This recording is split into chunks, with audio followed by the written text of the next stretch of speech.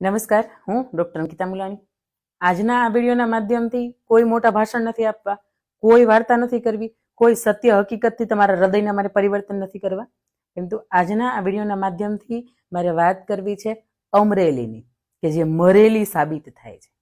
અમરવેલી હતી, એક સમય એવો હતો કે જેને ગર્વથી એનું નામ ઉચ્ચારાતું, અને છેલ્લા કેટલાય સમયથી આપ જોઈ રહ્યા છો ત્યારે અમરેલીની અંદર જે પાટીદાર સમાજની દીકરીની સાથે જે કંઈ ઘટના બની છે એ ટોટલી વાહિયાત કહી શકાય. એ દીકરીનો એક પણ જાતનો વાંક નથી.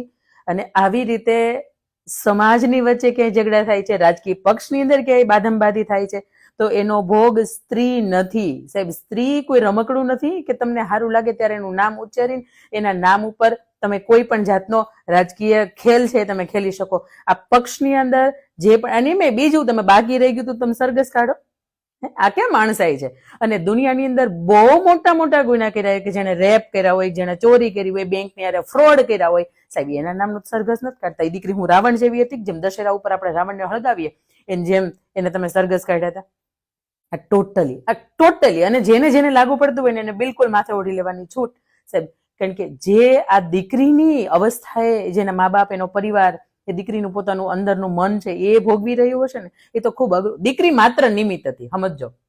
કોઈ પણ વ્યક્તિ એનું કામ કરતી હોય અને એના ઉપરાંત એના જે સાથે એના બોસ છે એ એવું કે તમારે લેટર ટાઈપ કરવાનું છે, દીકરી લેટર ટાઈપ કરીને આપે છે, તો એમાં દીકરી એનું કર્મ કરે છે. દીકરી તમારામાં ક્યાંય કોઈનો ખેલનો, કોઈ પ્યાદું છે એ બનવા માટેનું એને ક્યાંય રોલ નથી અદા કર્યો.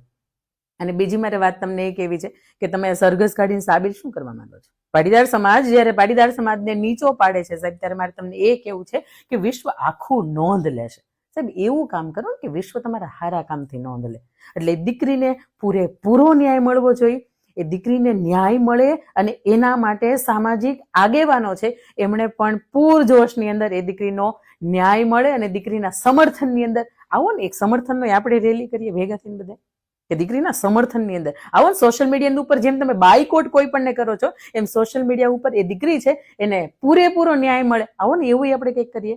જે ઘરની અંદર રાતે 12 વાગે તમે પોલીસ આવે છે અને દીકરીને ભરી જાય છે, દીકરી અવિવાહિત છે, એટલે ભવિષ્યમાં એના વિવાહ સંબંધી કોઈ પણ પ્રશ્ન છે એ આવી શકે છે. દીકરી પરિવારની અંદર રહે છે ને દીકરી પાટીદાર સમાજની દીકરી છે. પાટીદાર સમાજનો ખેસ પહેરીને જયારે તમે સન્માન લેતા હોય ને, ત્યારે તમને આ પેટમાં બળવું જોઈએ ને. એમાંય જયારે મોદી સાહેબ તો પાછા એવું કહેતા હોય કે દીકરીઓને બચાવો. સાહેબ, આના માટે દીકરી બતાવવાની, આના માટે બચાવવાની.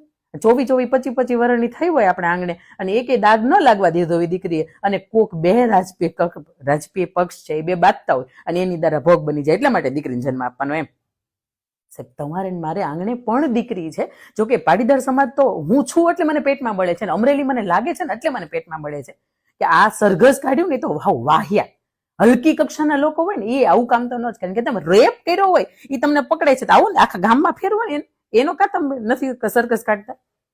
આ બળાપો છે ને એટલા માટે સાહેબ છે કે અંગત એ આપણા દેખાય છે. અને બીજું, કોઈ પણ સમાજની દીકરી હોય જયારે એનાથી ભૂલ થાય, અને આ વસ્તુની ભૂલ એવી હતી કે તમારે બંધ બારણે સોલ્યુશન તો લાવી શકાતું હતું. આ બંધ બારણે તમે સોલ્યુશન ન લાવ્યા ને આખા ગામમાં જાહેરાત તમે ઢીંડોરો પીટોરો કર્યો, એમાં હલકી કોની થઈ? આપણી જ તે.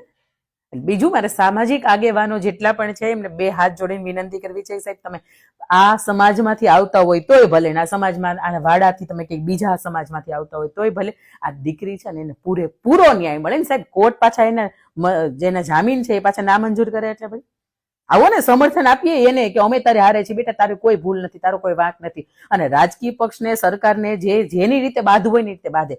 પણ ફરીથી હું કહું છું, એક દીકરી તરીકે, એક અમરેલીના નાતા તરીકે અને એક સ્ત્રી તરીકે, સ્ત્રી તમારા રમતનું પ્યાદું નથી કે એની યારે સારું લાગે ને એમ રમી શકો. અને ફરીથી આપ સૌને મારી છેલ્લી વિનંતી કરવી છે કે જો એ દીકરીને સાબિત થાય છે કે દીકરી ભૂલ એની નથી જ, એ સાચી જ છે, અને તો જેમ તમે સરઘસ કાઢ્યું છે ને સાહેબ, એ દીકરી સાચી હતી ને એનું સરઘસ કાઢજો. જો તમારી છાતી 56 ની હોય ને, તો તમારી અંદર હિંમત હોય ને, તો તમે જે હસતા મુખે દીકરીની બેઇજ્જતી કરી છે ને એ તમારી હજી તાકાત છે ને કે તમે એની પાછી ઇજ્જત લાવી શકો. આ ઇજ્જત કઈ એવી વસ્તુ નથી કે એક વખત 5 મિનિટમાં જઈને 5-15 મિનિટની અંદર આવી જાય. પણ જેટલી તમે વાંચતે ગાજતે સરઘસ કાઢ્યા છે ને એટલી જ વાંચતે ગાજતે દીકરીની હારા સમર્થનની પણ રેલી કાઢજો. અને મારે બીજું એ કેવું છે કે જો તમે પાટીદાર સમાજમાંથી આવો છો અને દરેક વ્યક્તિ, જો તમે એક મંચ પર અગ્ર સ્થાન મળે એવી તમે લાલસા રાખતા હોય, તમે કંઈક દાન કરીને કંઈક સામાજિક અગ્રણીમાં આવતા હોય, તો સાહેબ આપ સૌને છેલ્લી મારી વિનંતી છે કે દીકરીને સમર્થન મળે આવું કંઈક એવું કરીએ.